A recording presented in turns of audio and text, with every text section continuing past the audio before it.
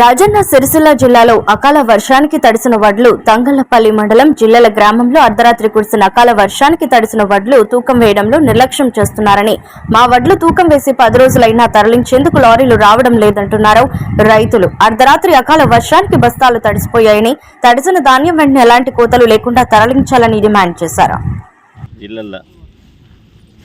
మేము వరి కోతలు స్టార్ట్ అయ్యి 2 నెలలు అవుతుంది. నెల 15 రోజుల ఈ సెంటర్లో వడ్లు పోసి నెల 15 రోజుల నుంచి కాంటలు అవ్వట్లేదు. ఈ సెంటర్లో జోకుడు స్టార్ట్ చేయమంటే అసలే స్టార్ట్ చేయాలి.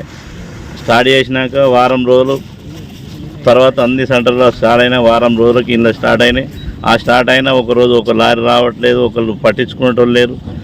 ఈ మొన్న స్టార్ట్ చేసినాక మా వడ్లు జోకి కరెక్ట్ ఇవ్వడానికి 10 రోజులు అవుతున్నాయి. 10 రోజుల నుంచి సంచులు అక్కడనే ఉన్నాయి. ఆ 10 రోజుల నుంచి సంచులు అక్కడనే ఉన్నాయి, ధాన్యం అక్కడనే. ఆ సంచులు కింద చెదలొచ్చి చెదలు పట్టినాయి. వడ్లు నిన్న మేమే అందరం ఇక్కడ రైతులం కలిసి ఎందుకు తీసుకుంటలేరు అని అంత రోడ్డు మీకు పోయి ధర్నా చేస్తే, అప్పుడు ధర్నా చేసినాక అందరు వచ్చి స్పందించారు. కానీ లారీ నిన్న సాయంత్రం అకాల వర్షంతో మొత్తం బస్తాలు మొత్తం నాణ్యాయి. నాణ్య సంచులను వీటిని ఇప్పుడు ఏం చేయలేం. రైతుల గోస చూడు అక్కడ ఎట్లా ఆరబెడుతున్నాం. ఏం చేసినా ఈ తడిసిన బస్తాలు ఒక 3 లారీల వడ్లు ఉన్నాయి.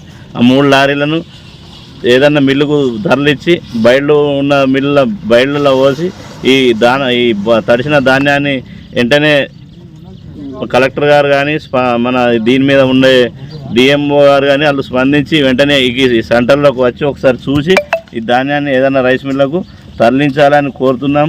అలాగే ఈ సెంటర్ స్టార్ట్ అయిన నుంచి 100 లారీలు ఇప్పటికి 50-60 లారీలు పోయినాయి. లారీలు పోయిన వాళ్ళకు కూడా ఒక్కరికొక డబ్బులు పడ్డాయి లేవు. ఆ ట్యాబ్ ఎంట్రీ కొట్టుడు లేదు. వీటిని కూడా వెంటనే చర్య తీసుకోవాలని అధికారులు ఓళ్ళని పట్టించుకునే వాళ్ళు లేరు. మేము ఓళ్ళకి ఫోన్ చేసినా, ఏ అధికారులకు ఫోన్ చేసినా ఇక్కడికి వచ్చి చెప్పి వాళ్ళ ధాన్యాన్ని తరలిస్తామన్న ఈ రైతుల గోసను వాళ్ళు పట్టించుకునే నాదులే లేడు. ప్రభుత్వం కూడా ఎలాంటి ఏ నాయకుడు కానీ ఏ లీడర్ కానీ ఇప్పటివరకు ఈ సెంటర్లో రైతు గురించి పట్టించుకున్న నాయకుడు కూడా లేడు. ఈ తంగనపల్లి మండలం అంటేనే ఎందుకో మరి ఇంత అది తంగనపల్లి మండలంలో ఈ జిల్లాల గ్రామం అంటే ఇంకా ఎందుకో అంత అది.